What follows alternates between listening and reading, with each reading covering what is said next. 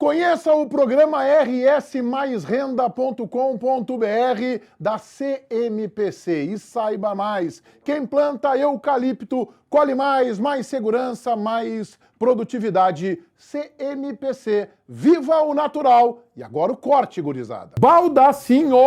O Inter segurou o Flamengo, mas há um Bernabéu no meio do caminho. Não, o Inter não segurou o Flamengo coisíssima nenhuma. Não? Pela maneira que foi o jogo ontem, o Flamengo segurou o Internacional. O Internacional fez uma bela partida no Maracanã e deveria ter vencido o jogo, não fosse a burrice do meu lateral esquerdo. Os números do jogo, que o Diogo gostam tanto, apresentam que o Flamengo chutou 5 bolas em direção ao gol o jogo inteiro. O Inter também, 5 bolas em direção ao gol o jogo inteiro. Só que o Internacional teve chances muito mais claras de gol do que o adversário. O Pesolano pensou muito bem o jogo. Ele sai marcando sob pressão o Flamengo, trancando a transição da equipe carioca e atrapalhando aqueles grandes jogadores que estavam no Maracanã enfrentando o Internacional. Em determinado momento do primeiro tempo, e isso é absolutamente natural, o Flamengo começou a se impor, empurrou o Internacional para o seu campo. E por incrível que pareça, o Pesolano estava preparado para isso também.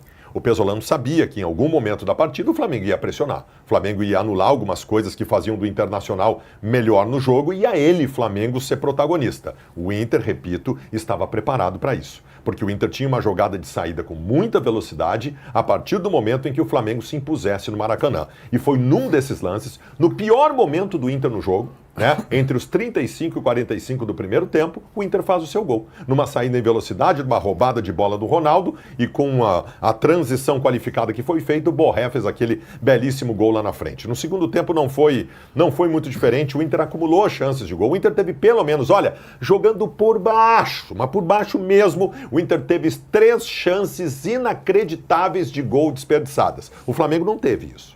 O Flamengo não teve esse número. O Internacional poderia ter vencido o jogo. Ontem, antes do jogo, eu dizia aqui que eu assinaria por um empate. Depois do jogo, o empate ficou com gosto amargo, porque o Inter deveria ter tido sorte melhor na partida. Sobre individualidades, e aí vai também um ponto importante para ver que o trabalho começa a ser construído com qualidade por parte do treinador. Um dos pontos mais importantes de um trabalho qualificado de treinador é recuperar jogadores. 2 destaques do jogo do Internacional ontem. O Ronaldo, volante, mais uma vez, que foi bem em todos os jogos do Inter até agora, e o Vitor Gabriel, que o Baldasso defenestrava. Foi um dos melhores jogadores da partida. Evidentemente que nós temos no Carboneiro uma figura diferenciada ofensivamente. Aliás, o Carboneiro dando carrinho no jogo, o que mostra que no ímpeto, na vontade, o Internacional está completamente diferente neste ano pelo trabalho dos que estão no vestiário. Outras individualidades muito bem, o Borré confirmando com 5 gols em 5 jogos. Vários jogadores foram muito bem, mas eu quero me ater a um jogador em especial. O que o Paulinho de Paula fez ontem no Maracanã não foi uma atuação, foi um recital. Se eu tivesse que reproduzir aqui no programa, se a gente fosse reproduzir aqui no programa os lances do Paulinho de Paula, teria que ser ao som de violinos. Paulinho de Paula desfilou no Maracanã e certamente deixou marcado no gramado do mais emblemático estádio de futebol do mundo uma atuação soberba. Um segundo volante de cabeça erguida que consegue a proeza que só os grandes jogadores da função fazem, de saber marcar com maestria, de desarmar com maestria e fazer uma concatenação perfeita entre o setor de abertura e marcação do meio-campo com o setor criativo. Paulinho de Paula deu uma aula de futebol ontem e eu estou absolutamente encantado com esse jogador. Eu acho que tu tá falando de uma atuação que eu também vi, né? Tu também era jovem, de Paulo César Carpegiani contra o Fluminense no Maracanã, é isso? Paulo também. Tu tá falando daquela atuação. 2 daquele Paulos. Paulo. A imprensa vive de exageros. Vamos lá, Diogo Rossi. Cara, vamos lá.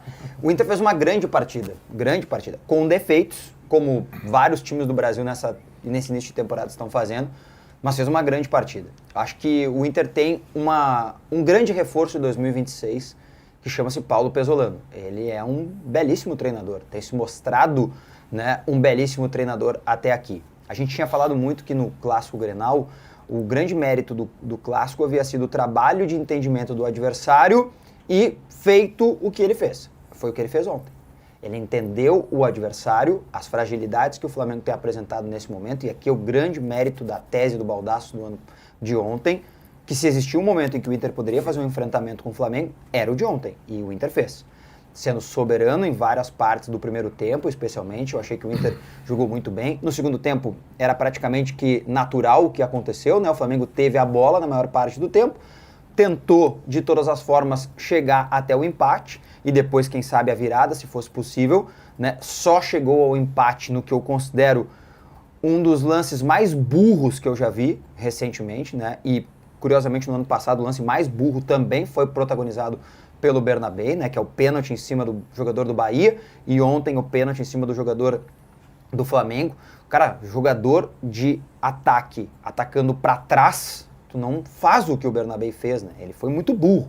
E aí, né, para felicidade do Flamengo, obviamente naquele lance. Acho que o Inter tem jogadores em recuperação, e a gente falava muito sobre isso aqui, né, no início da temporada. Olha, uma série de jogadores que precisam ser recuperados. Será que o Pesolano vai conseguir recuperar todos os jogadores?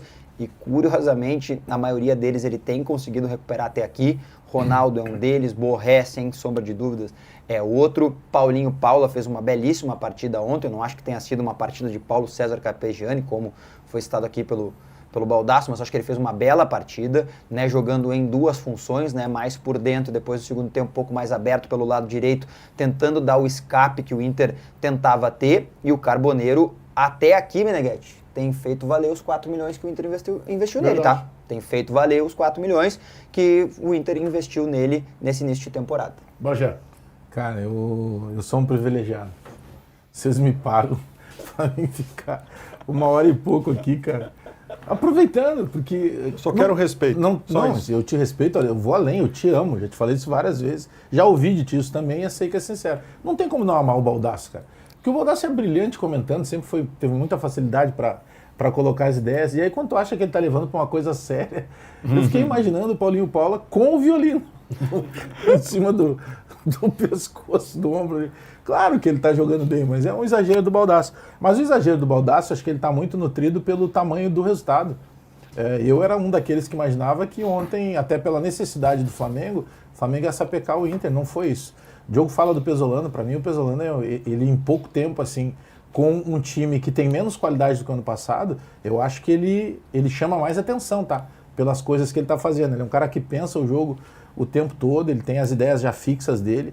Eu acho que ontem o preparo físico do Inter ele pesou de forma muito positiva, sabe? Deu para ver ali o Inter correndo o tempo inteiro, se doando. Não é fácil tu jogar no Flamengo contra o super time do Flamengo.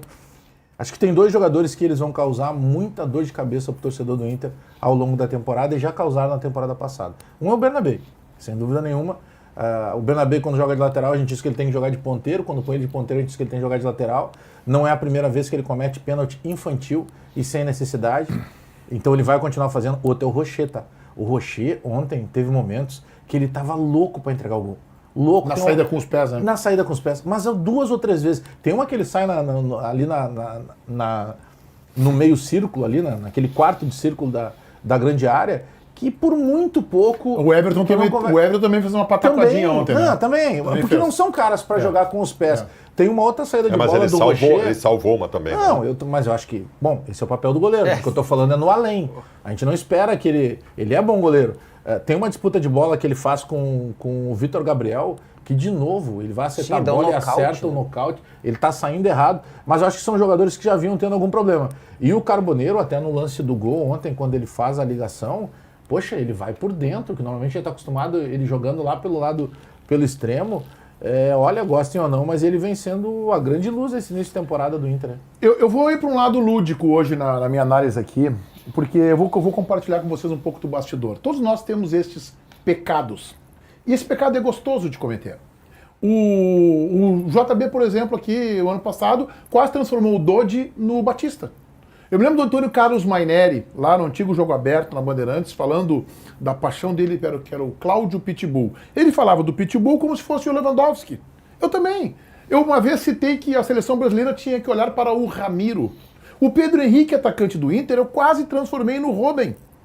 Faz parte. É saboroso, é prazeroso. O Bagé, ele tá se coçando, ele tá com trava na língua para falar que o Carlos Vinícius é o Ronaldo Nazário. Ele vai chamar o Carlos Vinícius de Carlos Vinícius Nazário. Ele já tá chamando. Cara, é legal isso. A gente gosta de fazer isso. mesmo que a gente saiba que é um exagero, que é o que o Baldasso transformou a atuação dedicada, voluntariosa no Paulinho e o Paula, é o Paulo César Carpegiani de 75, semifinal do Campeonato Brasileiro, em que ele botou o jogo com o Fluminense, que era a máquina do Fluminense, no bolso, jogou extraordinariamente. O Lula também fez uma grande partida. Não foi isso. Paulinho e Paulo, eu vou discordar amavelmente do meu amigo, querido amigo, que eu gosto muito, Fabiano Baldasso. Ele foi mais um jogador em campo. Quem brilhou ontem foi o Carboneiro. O gol do Borré, de uma plasticidade que lembra o Borré lá do River Plate. Lembra o Borré do River Plate. Um gol genial. Aliás, está passando aqui, o Léo Ortiz está passando aqui agora, até agora. Aqui, aparador de grama. Tá Boa passando aparador aqui. de grama. Você sabe o que eu acho do Léo Ortiz, né? Um bom zagueiro. Tá? Um bom zagueiro. Mas o Felipe Luiz acha que ele joga menos que o Vitão. A seleção brasileira acha que ele joga menos que o Vitão. Então até que ele já foi para a seleção brasileira jogar partidas de eliminatória. Aliás, ele naufragou, foi em Montevidéu contra o Nacional, contra o Uruguai, perdão. Foi mal naquele jogo, não vou condenar. Acho que é um bom zagueiro, um dos melhores do futebol brasileiro, mas daí estar na seleção, né? Olha o que o Borré fez com ele ontem.